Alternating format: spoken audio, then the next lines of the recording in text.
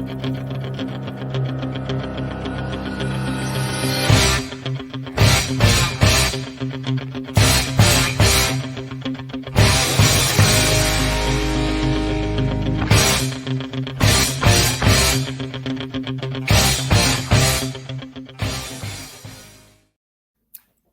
we are live. Good morning, everybody. Daniel Allison, the average dude. And I hope you woke up this morning. I hope you feel motivated. I hope you got your workout in. I hope you had some good breakfast this morning. Freddie's over there beating his chest. Freddie, what you got going on this morning? Well, everything you're saying has happened for me today. Get up early, a workout, some good breakfast. And did you see the way the dude holds on to the mug in the intro?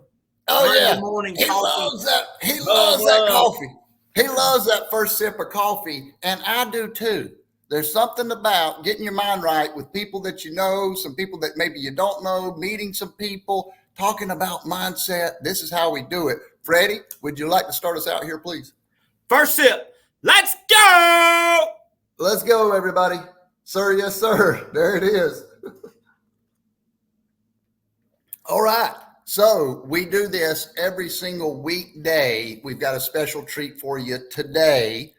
We're going to do all week. We've got great guests, but today we're going to start off with a bang. Ladies and gentlemen, Thom, Shea, welcome to the show. Hey, hold on. I got to get in on the coffee. Absolutely. Okay, do that first sip, baby. Hey, thanks for having me, guys.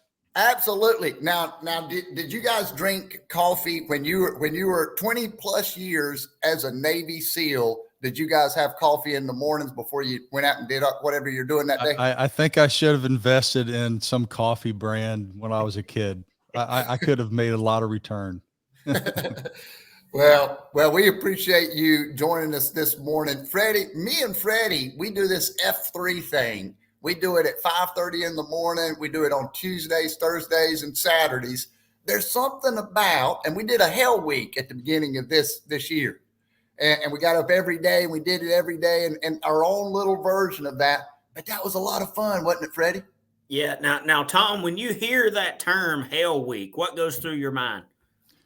It's probably different than mine. So I had to go through 5 of them. I'm the only guy that was stupid enough to go back for the 5th one. Hey, you couldn't get enough. You couldn't get enough. So I do have a question for you. So we're going to do a quote of the day at this next section, and then the final section will be the 2-minute skill. But I do have this one question for you, Thom. Why is it that human beings overcomplicate so much of our lives? We're taught to overcomplicate things. We're taught it. However that happens, from youth, from teachers overcomplicating things, which is unique in the SEAL teams. The job of the instructor staff is to give you complicated things so that you can do one thing. If you don't figure that out, you don't make it. Like you can't do more than 3 things as a human being. And they teach you that by Hell Week and other conditions that make it miserable. Yeah, that clarity and even something like this. We made it 15 minutes. We made it a little intro, a little quote of the day, and we made it simple, didn't we, Freddie? Because a lot of times the simple things work. Well, just think of one of the biggest things in business or in life today is keep it simple, stupid. The KISS strategy. There you go. Because it makes sense. Absolutely. We've got some great folks that have joined us this morning. Russ Hammond, good morning. Thank you for joining us. Edward McMillan, thank you. Lynn Chavez, appreciate that, letting us know that you're here. If you have a question, please ask it. But now's the time of the show when we do this right here. Quote of the day. Quote of the day. The quote of the day, and yeah, Thom, that was my production work there. I hope you like that. It's simple. It's simple. That's right. And so, quote of the day, words of wisdom, things that you've heard throughout your career, meaningful words from anybody. What you got for us? Quitting is a disease. It literally is a disease. Winning.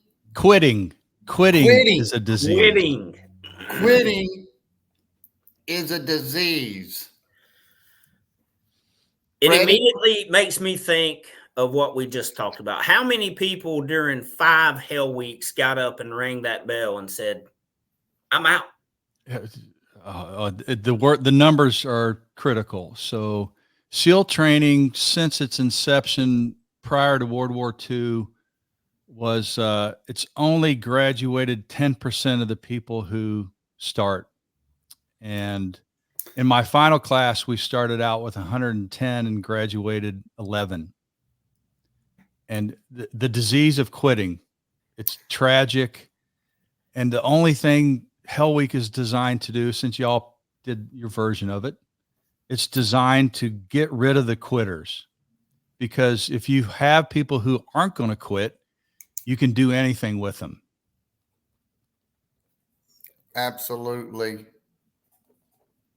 If you never quit, good things are going to happen, right, Freddie? Think about that. Just Think show that up. if you weren't going to quit on anything, you would probably pick less things to do. People quit on their marriages. They quit on their kids. They quit at school. They quit in business. Like what I've seen in the past 10 years in business is businesses designed around the attrition of quitters. You hire people, the attrition rate in business is terrible. People quit. And imagine whether you like Elon Musk or not, he hasn't quit. That's why he's successful. Things fall apart. Rockets land wrong and explode, and you lose billions. If you quit, it's sure what's going to happen. If you don't quit, imagine what your life would be like if you just stopped quitting. Absolutely. Why is it so easy to quit now? Don't you see more of it these days? Oh, yeah, I think it's more. I think it's more prevalent because we have social media and we see more. I don't think the numbers, the percentage of people who quit in life, I don't think it's changed over time. It's just more visible. And, but it's taught, like quitting is taught. Like I've had 3 kids. It's easy to let them off the hook of doing hard things because, it's miserable. Studying's hard for a lot of kids, and we as parents let our kids off the hook. I did watch one of your videos, and it looked like you had your kids out on an extreme adventure of some kind, maybe out in the woods and that sort of thing. I know you do the walk challenge where you guys walk pretty much through the night.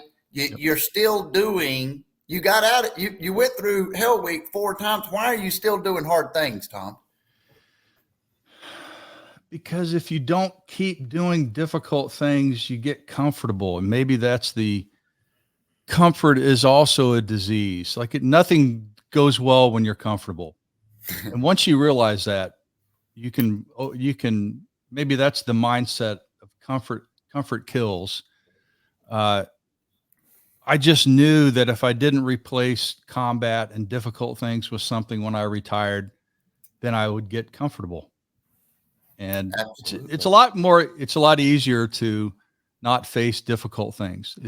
100% easier, except that nothing changes. So I had written a book to my kids that got published in 2014 called Unbreakable. And one of the lessons in the book was I wanted my kids to be able to walk for 24 hours.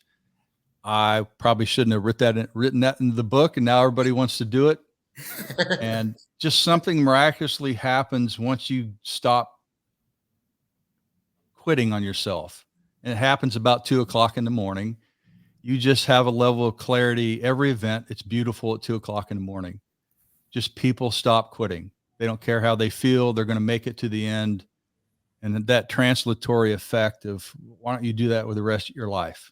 You've done it for 24 hours. Why don't you just instead of the chaos that you see, why don't you just make it to the next tree? Freddie's done a lot of these long runs where it's like team runs going over a long distance. It reminds me of something similar to that. Freddie, what was that experience when you guys finished that run? Oh, well, there's a lot of times you're out there by yourself and you have no choice but to keep going. Because if you quit on your entire team. And I'm not doing that. Oh, wow. There's no place to go when you quit. Sit down. It's not going to get easier. Yeah. Nobody's coming. Nobody's coming to help. Yep. You know, we think that ideal state, is going to come from comfort and pleasure, but the ideal state, my happiest, my most joyful, my most content state is after I've done what I thought that I should or I should have done, right? It's that feeling of accomplishment and productivity and overcoming ourselves. So it's a big deal. 2-minute skill. Get ready. It's time for the 2-minute skill. The 2-minute skill is what, Freddie? It is Tom's chance to teach, preach, coach, or joke. You just got to bring us the goods in 2 minutes or less. Lovely. And hey, the floor is yours, my friend. The greatest skill that you can acquire in your life is to be able to do something for 21 days, even though that's not 2 minutes.